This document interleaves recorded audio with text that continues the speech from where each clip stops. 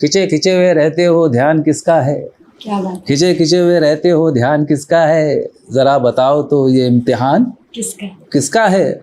हमें भुला दो, हमें भुला दो, मगर ये तो याद ही होगा नई सड़क पे पुराना मकान किसका है?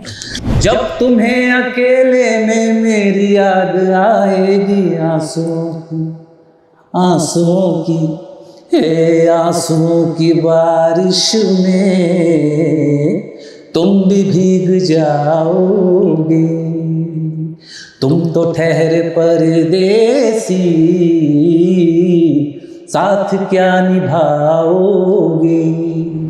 तो रानी के हिसाब से माने हर माँ के लिए उसका बेटा राजा होता है। बिल्कुल तो बिल्कुल, मेरे आगे उन्होंने अल्ताफ राजा लगा। क्या बात है। लेकिन बता दूं उनसे कहना कि मेरी बीवी नहीं है, मैं बैचलर हूँ लेकिन अच्छा। फिर भी मैंने वो गाने गाए हैं ताकि लोगों के जख्मों पे मरहम रख सकूं। अपने आप को खुश नसीब समझता हूँ कि मैं प्लेबैक सिंगर की कैटेगरी में नहीं हूँ, एल्बम सिंगर की कैटेगरी में हूँ, और वो मेरे लिए बोनस पॉइंट रहा है।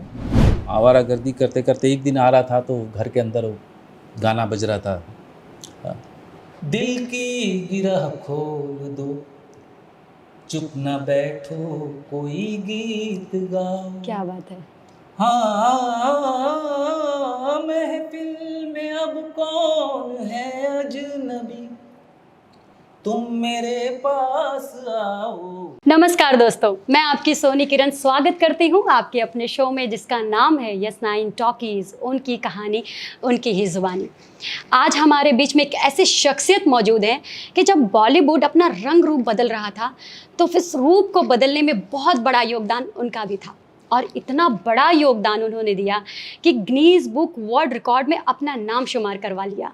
जी हाँ, हमारे बीच में ऐसे शख्सियत मौजूद हैं जो सबके दिलों में राज करते हैं, अल्ताफ राजा जी। चलिए जोरदार तालियों के साथ स्वागत करते हैं अल्ताफ राजा जी का। Thank you so much sir. My pleasure. सबसे पहले तो दर्शकों को मेरा प्यार भरा नमस्कार, आदाब, सत श्री अकाल, वणक्कम। सर सवाल जवाब का जो हमारे शो का पैटर्न है सवाल जवाब, उससे पहले मैं आपको एक चीज़ कहना चाहती हूँ कि आपकी त्वचा से आपकी उम्र का अंदाज़ा नहीं लगता, तो कौन सी चक्के का आटा खाते हैं आप? मैं आटा कम ड्राई फ्रूट ज़्यादा खाता हूँ। क्या बात है। जी जी। चलिए आज से हम भी ये ट्राई करेंगे जी।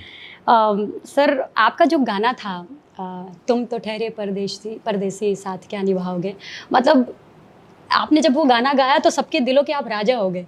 जी। तो उसके बाद आपने राजा ये जो टाइटल उसके बाद लगाया कि मतलब पहले से आपका नाम अल्ताफ राजा था? नहीं, मेरा नाम मेरी माँ का नाम रानी रूपलता कव्वाल था। ओके। और मेरे फादर का नाम इब्राहिम इकबाल कव्वाल। जी। तो रानी के हिसाब से माने हर माँ के लिए उसका बेटा राजा होता है। बिल्कुल तो बिल्कुल, मेरे आगे उन्होंने अल्ताफ राजा लगा। क्या बात है। लेकिन सर जितने भी आपने गाने गाए हैं सबके दिलों में आपने राज किया है। 90 के दशक में मतलब आपने मतलब ऑटो ड्राइवर से लेकर के 5 स्टार में अपने गाने की धूम मचाई है, बहुत बड़ी बात है। शुक्र है खुदा का और माँ बाप की दुआएं। जी, आपके जो गाने हुआ करते हैं वो लोग भूल नहीं पाते हैं। जी। राइट, कोई भी भूल नहीं पाता। आज भी कहीं ना कहीं वो गाने, आपके जितने भी गाने हैं वो जी। कहीं ना कहीं लोगों को हील करते हैं। लेकिन बता दूं उनसे कहना कि मेरी बीवी नहीं है, मैं बैचलर हूँ लेकिन अच्छा। फिर भी मैंने वो गाने गाए हैं ताकि लोगों के जख्मों पे मरहम रख सकूं। तो सर कैसे आपको ये एक्सपीरियंस कैसे आपको मिला भाई? आपकी शादी नहीं हुई तो आपने कैसे ये इतना बड़ा थॉट? दरअसल होता क्या है कि अब जो म्यूजिशियन होता है, आर्टिस्ट होता जी। है, बड़ा इमोशनल होता है यस यस। और आसपास का जो माहौल देखता है, रोज़मर्रा की ज़िंदगी में जो माहौल देखता है तो उसको महसूस करता है। तो वही मैंने महसूस किया और उसको उस इमोशन को मैंने लफ्ज़ों में लोगों के सामने पेश करने की कोशिश की। तो जब मतलब इसके पहले आप स्टेज शो वगैरह किया करते थे ना गाने? मैं देखिए, मेरी पैदाइश हुई है नागपुर में। अच्छा। 5 साल का था तो मम्मी फादर के जो घर अपना नहीं, रेंट पे था। अच्छा, ओके। मुंबई में रेंट पे रहते थे और ओके। नागपुर जाते थे सीज़न के लिए, कव्वाली के सीज़न ओके के लिए। Okay okay.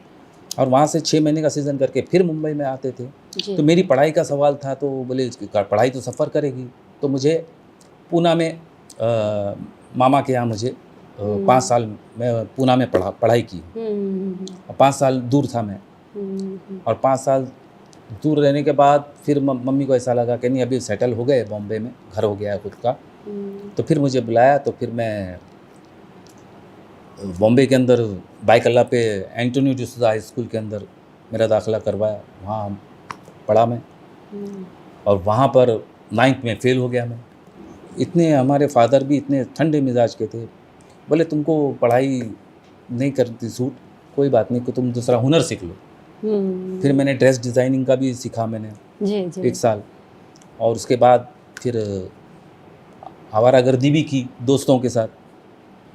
आवारागर्दी करते करते एक दिन आ रहा था तो घर के अंदर वो गाना बज रहा था, दिल की गिरह खोल दो, चुप न बैठो, कोई गीत गाओ। क्या बात है।